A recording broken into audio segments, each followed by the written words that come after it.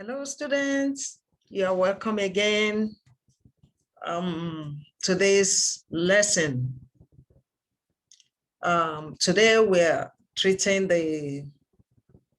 on the sixth topic of this course, Edu321, Psychology of Learning. And we are treating another interesting topic. The topic is on motivation in learning. Motivation in learning. What is it that motivates your behavior? Motivation is the why of behavior. It is the reason why individuals do the things they do. And what is it that motivates your own behavior?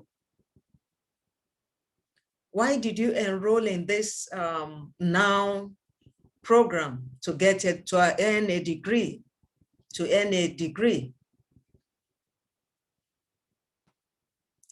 There are many different reasons why people do the things they do. In this lesson, we're gonna be learning about the concept of motivation, how it is influenced, the major theories of motivation, and how you can apply these theories in your classroom teaching and learning activities. So stay tuned and enjoy the lesson.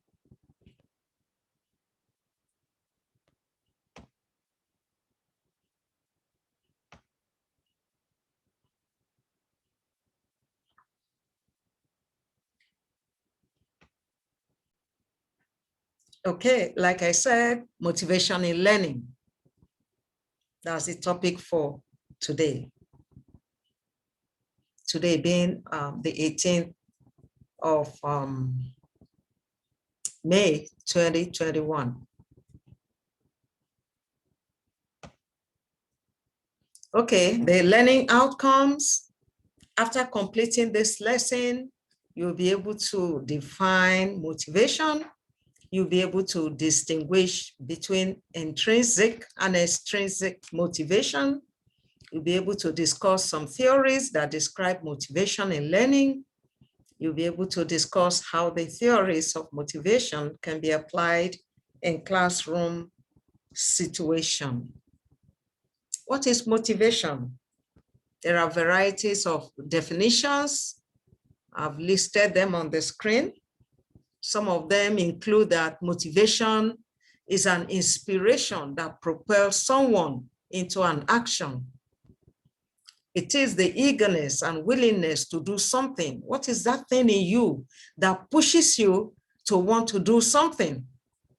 That thing that you set a goal and you do all you want to do, all it takes to fulfill that goal. So what is it that gives you that fighting spirit to want to reach your goal? Motivation is the reason why an individual will want to do something. Okay, it means that when people are motivated, they will work tirelessly to achieve their aspirations. Okay, so these are some of the definitions of motivation. The driving forces that lie beneath motivation can be biological, social, emotional, or cognitive in nature. We're going to see how this is in more detail in this lesson. So the types of motivation. There are two types of motivation, namely intrinsic motivation and extrinsic motivation. Intrinsic motivation refers to motivation that arises from within the individual. We are motivated intrinsically when we do something because we experience internal compelling force to do it, or because of the sense of personal satisfaction that it brings. A student, for instance, who is intrinsically motivated may carry out a task because of the enjoyment she derives from such a task. So this type of motivation are the reasons for this type of motivation are based on such things as interest, enjoyment, pleasure, and satisfaction. These are things that lie within us, within the individual. So if you are doing something because of the interest, because of the enjoyment you will derive from that particular thing, the pleasure and satisfaction you will get from that task or that activity, then you are being motivated intrinsically.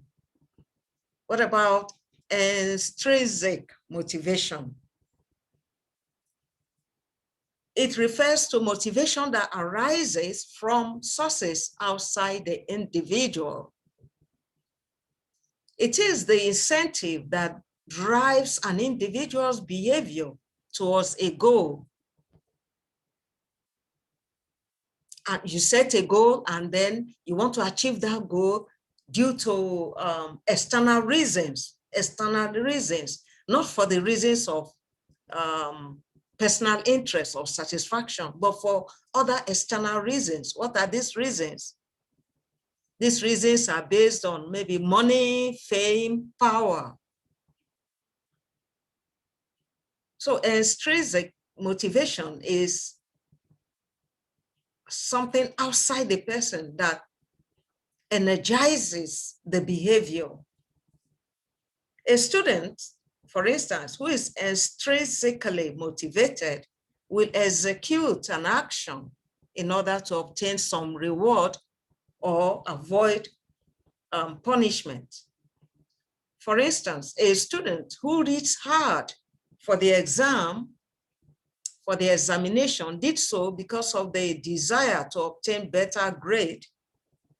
If that student is reading hard for the exam because of the enjoyment that student gets from reading, then you will say that student is intrinsically motivated. No, intrinsically motivated. Beg your pardon.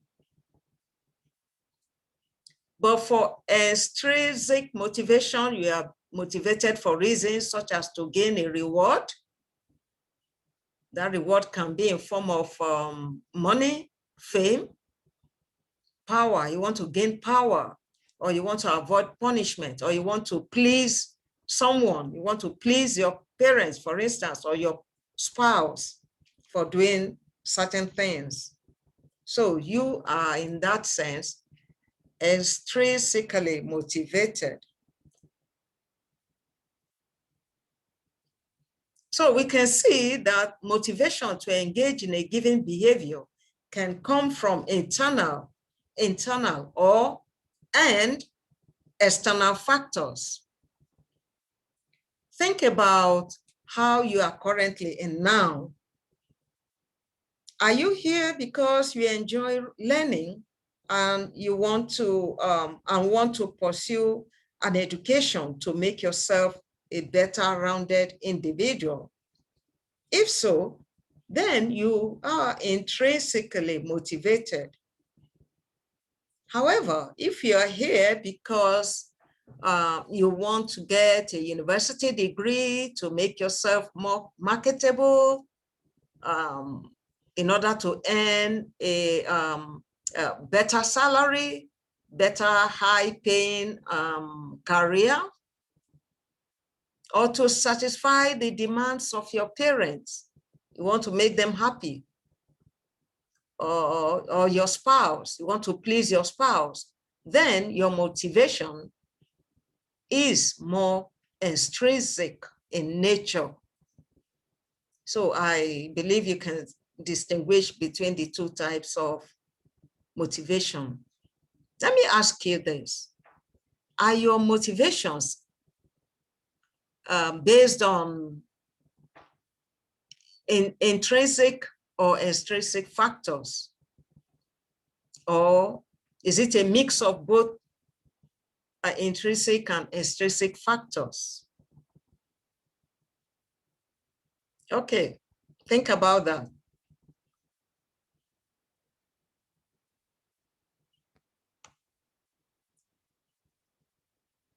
Okay, so pause a while and then look at this class activity before you continue watching the video. Pause your video. Indicate the motivation type in these sentences, the two sentences there. I will study for this exam because I really enjoy the content, and reading makes me feel relaxed. Is that intrinsic or extrinsic? Number two, the second sentence. I will study for this exam because if I don't, I will receive a fail grade. Is that also intrinsic or extrinsic? Let's know your views. Then the second task or activity says sometimes our motivations are often a mix of both intrinsic and extrinsic factors. Is this true? Discuss. So let's continue with our discussion while you ponder over these activities. We get on to theories of motivation. Several theories on motivation have been developed by different psychologists to explain why people, to explain what drives humans to behave the way they do. And notable among these theories are the following: the instinct theory, the arousal theory, drive theory, McClelland's human motivation theory, and Maslow's hierarchy of needs theory. The first three sets, that is the instinct theory, arousal theory, drive theory, they focus on the innateness of motivation. That is, these theories emphasize the instinctual or inborn needs and drives that influence our behavior. We shall look at them one after the other. The instinct theory of motivation.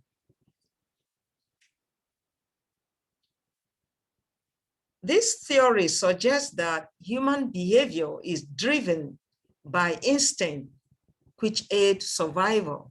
All organisms are born with innate biological tendencies. All organisms, including humans, are born with innate biological tendencies that help them survive. And then what it says that this theory suggests that instincts drive all behaviors. That is the proponents of this instinct theory. This is what they believe about what the theory, about the theory in relation to motivation.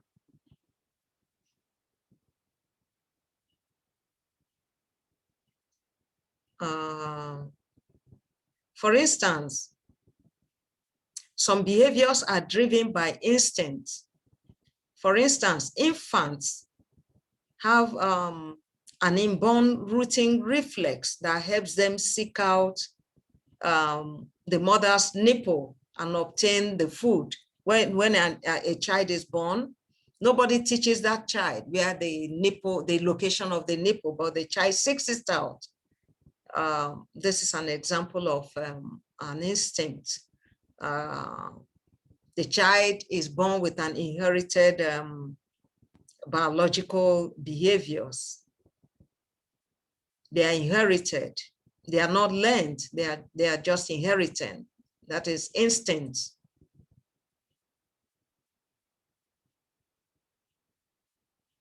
Okay. The second one, drive theory. Yeah, is it? Okay. Drive theory. According to this theory, people are motivated to take certain actions in order to reduce the internal tension that is caused by unmet needs. For instance, when a person is hungry, or thirsty, that person feels tension and is motivated to reduce this state of discomfort by eating or drinking.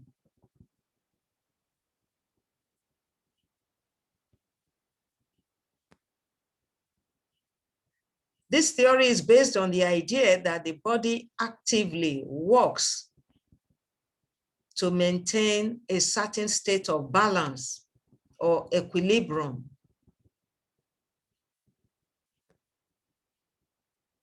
Again, for instance, your body regulates its temperature in order to ensure that you don't become too hot or too cold. And then if you become too hot, you will take certain actions in order to reduce the hotness. And if you are too cold, you know what to do. You put on warm clothing to warm up yourself.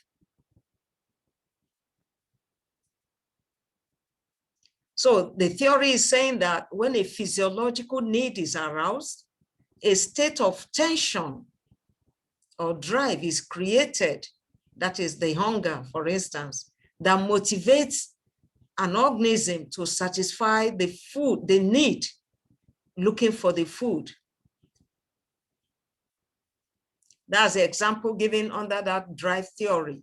When a person is hungry or thirsty, you feel some tension. You will not rest until you cool yourself down. You'll be motivated to reduce this state of discomfort. You'll be shaking. If you're extremely hungry or thirsty, you'll be motivated to reduce this state of discomfort by looking for food or looking for water and eating. So that is drive theory. What about arousal theory? This theory suggests that people are driven to perform actions in order to maintain an optimum level of arousal. According to this theory, each person has a unique arousal level that is right for them. When our arousal levels drop below these optimal levels, we engage in actions to raise our levels. When we become overly aroused, on the other hand, we will engage in behaviors to reduce our arousal. It is about striking the right balance. And the theory is also saying that that balance is unique to each individual. What makes you, or what the activities that elevates your arousal level might not be the same one that elevates my own arousal level. And then for some people, if their levels drop too low, they might engage in certain activities like going out to a nightclub to be with friends. And if their arousal levels become too high or too elevated, they become overstimulated and might be motivated to select a relaxing activity to cool themselves.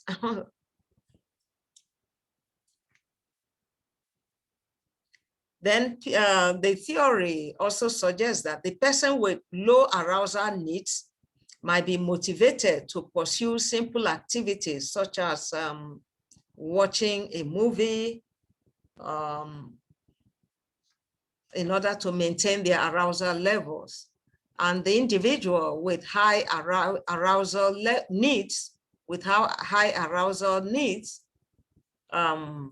might be motivated to seek risky or thrilling activities, such as motorcycling or sky diving. You've seen people that do all those things.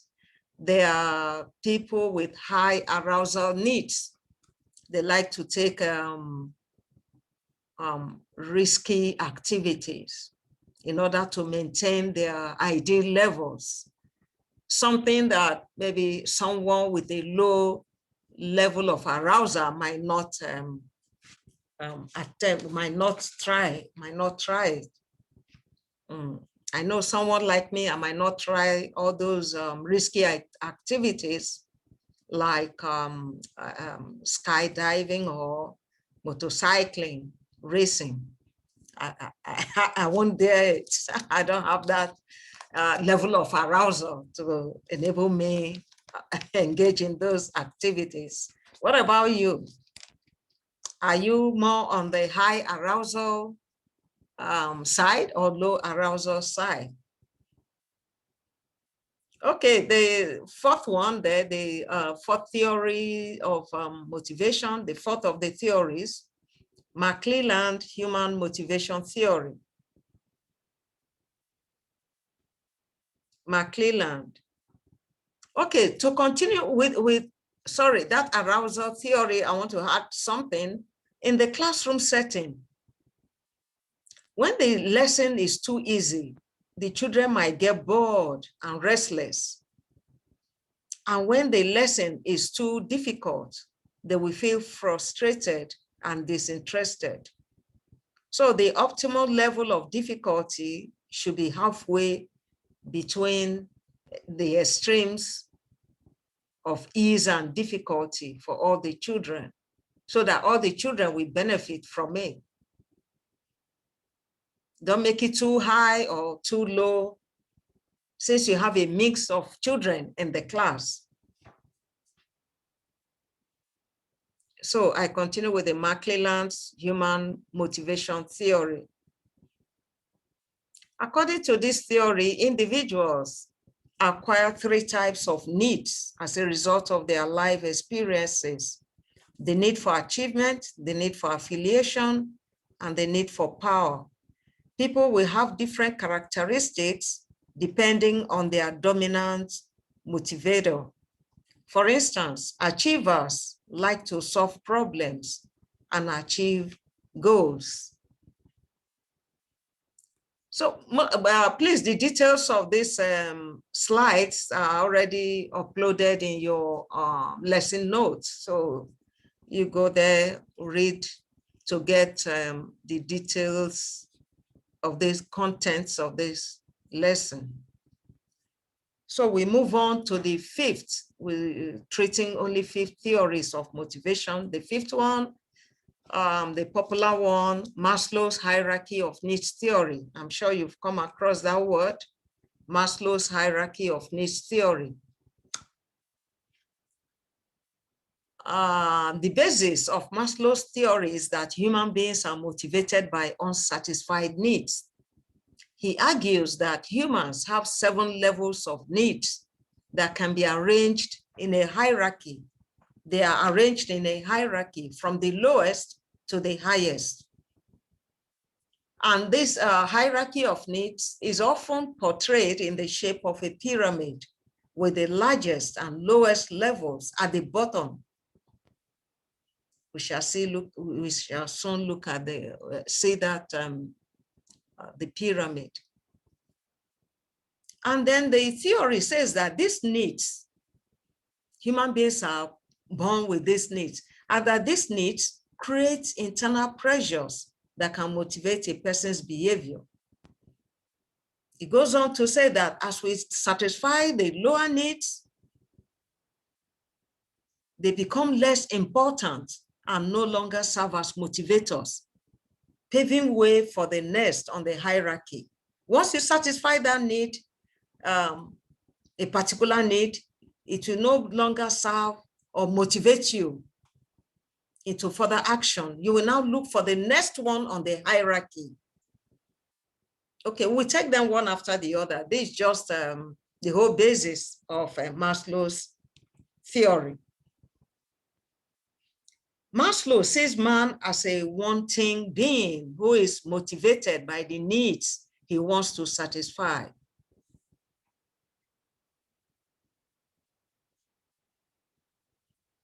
Okay, so let's look at the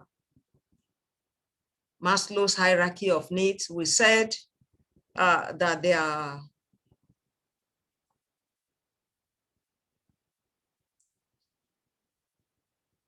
that the human needs are categorized or arranged in a hierarchy from the lowest. The lowest, look at the left-hand side of the screen. The lowest there, I start from top because they are the written forms. Physiological needs, safety needs, number 2, number 3, belongingness and love needs, number 4, self-esteem needs, number 5, cognitive needs, number 6, aesthetic needs, number 7, self-actualization needs. But look at it in the pyramid. Remember, we said that the hierarchies are arranged in the needs are arranged in a hierarchy from the lowest on my own written for that's physiological needs, from the lowest to the highest, and that they are often represented in the form of a pyramid. That's a pyramid. So the lowest is the bottom part of this pyramid, physiological. That's the lowest, followed by safety needs. It's just the same thing I have on the left-hand side. What have I done? Okay, the same thing I have on the left-hand side of the screen, but because mine is a written,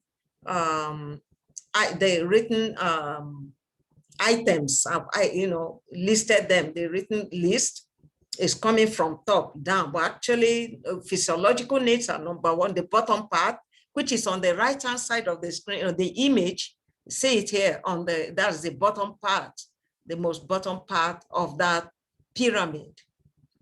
So, and then the highest there is the self-actualization. See, it's at the top, the very top of the pyramid. The very top of the pyramid.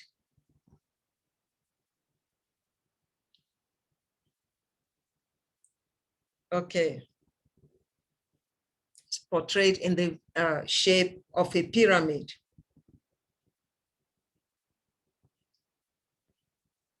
So maybe we just take them in a detail, in more detail, just explain them in more detail, the 7 hierarchies. I want you to know that these 7 hierarchy of needs, we are originally 5. This 7 forms the expanded hierarchy. They were originally 5. You get to know that. So we take them one after the other. Physiological needs. These are the most basic needs and the most important. Without these needs, one cannot survive. These needs include the need for water, air, food, and sleep. Tell me, can anybody survive without water, without food, without air, without sleep? So they are the most basic. Maslow said that they are the most basic and the most important. Until these needs are fulfilled or satisfied, you will not be able to go to the next one, to the next level. For instance, if you are hungry, someone is hungry, very hungry. When you are very hungry, for instance, all your behavior will be motivated by the need to look for food, to find food. Nothing else will matter to you. Nothing else. In fact, they will become less important to you, except you get the food to eat. Once you eat the food, the search for food will stop. And the need for food no longer motivates you. It will no longer motivate you, no? You won't be searching for food. They become less important, and you will move to the next on the hierarchy, which is the desire for security and safety needs. That is basically what Maslow's law theory, the theory of hierarchy of needs is talking about. Until you satisfy the lower needs start from the physiological needs, safety needs. Until you satisfy them one after the other, you will not move to the, you will not be motivated to move to the next level. You have to satisfy one first before two, satisfy two before three, satisfy three before the fourth one, in the hierarchy like that. Okay, what is the educational implication of these physiological needs? The teacher must realize that no effective learning can take place when the physiological needs of students have not been met. Like a tired and hungry student will find it difficult to focus on learning. Likewise with everybody, anybody else, everybody, every other person. If you're hungry, you can't do any other thing. So teachers can help students in the satisfaction of this need by helping them feel safe in the classroom. So number two, the next one. So having satisfied the physiological needs, let's see what happens. Once physiological needs are satisfied, people tend to become concerned about safety and security needs. And safety and security needs include such needs as having a safe, secure, and conducive life. At this stage, the individual will be motivated to direct their behavior towards obtaining shelter and protection in order to satisfy this need. That's when you start talking, oh, house, I need a house, I need to go look for a house, I need to go look for accommodation, when you have satisfied the physiological needs. That's when you will start thinking of the next stage.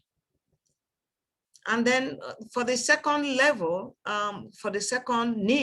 second level needs, what are the educational implications? Students need to feel emotionally and physically safe and accepted within the classroom in order to progress well in their learning. Number three, love and belongingness needs. These are the social needs. Once the safety needs have been met, then once the safety needs, safety and security needs have been met, social needs for love and belongingness become important. This can include the need to bond with other human beings, the need to love and be loved, and to have a sense of belonging. If these needs are not met, the person will start feeling isolated. You feel isolated, lonely, and depressed. So we all need this need. And does it have any educational implication? Let's see. Of course. Can you think of one? Yes, like a typical classroom consists of learners from different backgrounds, from different cultural, religious, and socioeconomic backgrounds. Teachers can help their students in the satisfaction of this need by ensuring acceptance of all students in the classroom. Don't allow the students to experience social isolation. Remember, we are talking about love and belongingness needs, social needs. It's part of human nature. Human beings are social animals. And they need to bond with people, feel accepted wherever they find themselves, whether in the classroom. So the teacher has a duty to make children feel accepted in the classroom. Don't make them feel isolated, because that will affect their learning process. Okay, the fourth one, self-esteem needs. I hope you are getting along with the lesson. Self-esteem needs. Once love and belonging needs have been satisfied, esteem needs become more important. These are the things we desire in order that our ego will be boosted. Self-esteem needs refer to the desire to be respected by one's peers, to feel important, and to be appreciated. It's very clear. People will always look for ways to enjoy considerable influence from others and gain recognition. We all want to be appreciated. We all, some of us, that's why we seek validation from people. You do something, if you check the social media, sometimes people do things and they show it off in the social media so that they can receive approval, they can receive validation. This can boost their self-esteem, their self-confidence. The ability of someone to fulfill this need makes them feel superior. They feel superior. It's not everybody anyway. It's not everybody that does that. They feel superior when they receive validation from people. Okay, we've done number 4. Oh, okay, yeah, cognitive is the 5th one. Where is it? Cognitive needs. Cognitive needs. Okay, is there really any educational implication for this self-esteem needs, this number 4? Can you think of anyone? Well, students in the classroom must be shown that they are valued and respected in the classroom. And the teacher should create a supportive classroom environment. Supportive, so that no student is made to feel low self-esteem. Okay, let's continue. Cognitive needs. These are the needs for knowledge and understanding, for curiosity, for exploration. If you are driven by these needs, you may spend most of your time watching documentaries, reading books, researching into things, and doing coursework that are not required from school. You're not doing it because they are a requirement for school work. You're just doing it for the sake of having more knowledge. Okay, the next one, aesthetic needs. Aesthetic needs are the needs that make people to pursue or admire beautiful things. These needs include the desire of people to pursue or repeating myself there. Example, for example, the desire for beautiful and expensive cars, houses, materials, gorgeous and expensive dresses, and beautiful surroundings. So at this level, aesthetic needs. Actually, these cognitive needs and aesthetic needs were the 2 additional ones to the original 5-level hierarchy of needs. As I said before, these 7 hierarchy of needs we are treating in this lesson are the expanded hierarchy, the expanded from the original 5 levels. It used to be 5 levels. The 2 additional ones there are the cognitive level needs and aesthetic needs. So aesthetic needs, we've treated that. Does it have any educational implication? I know in some classrooms, some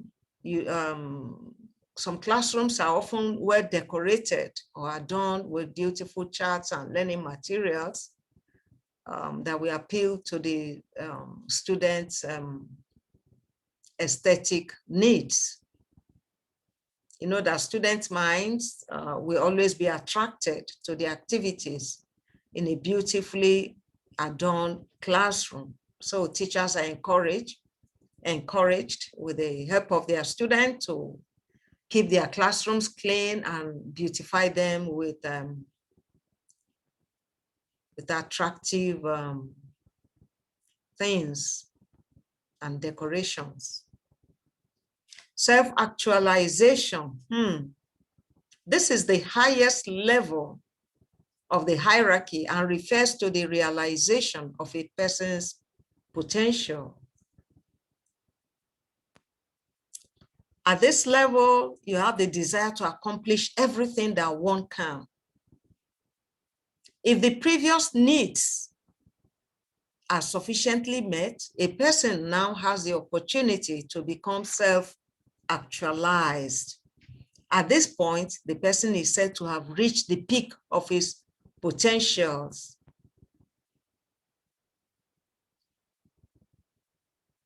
You are here at this level, you have reached, you want to achieve your full potentials, or you have achieved your full potentials. Nothing else matters to you because you are now striving for growth and self-improvement. You are no more looking for the first level, you have passed that level, second level, you have passed it, third level, you have passed it, fourth level, fifth level, sixth level, you have achieved all of those needs. And then the highest, seventh level, being the highest level of the hierarchy, where you have fulfilled your full potential. In general terms, the physiological needs, that is the physiological needs, safety and security needs, love and belongingness needs, and self-esteem needs are referred to as deficiency needs. Why are they called deficiency needs? Because they are the needs that must be satisfied for survival. They must be satisfied for survival. Physiological needs, you need them for survival. Safety and security. Without safety, one cannot live. You have to be safe to be able to survive. Even though in Nigeria at the present time we are threatened with the risk of, safety risk. Yeah, the present, even not only in Nigeria, in some parts of the world,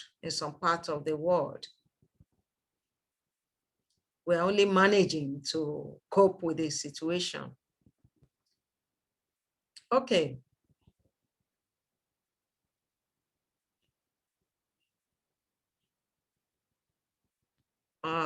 Yes, I said, why are they called deficiency needs?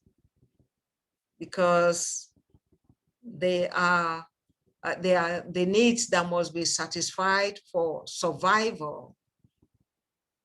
Then the needs at the very top, the other three needs, cognitive needs, aesthetic needs, self-actualization needs, are known as the growth needs.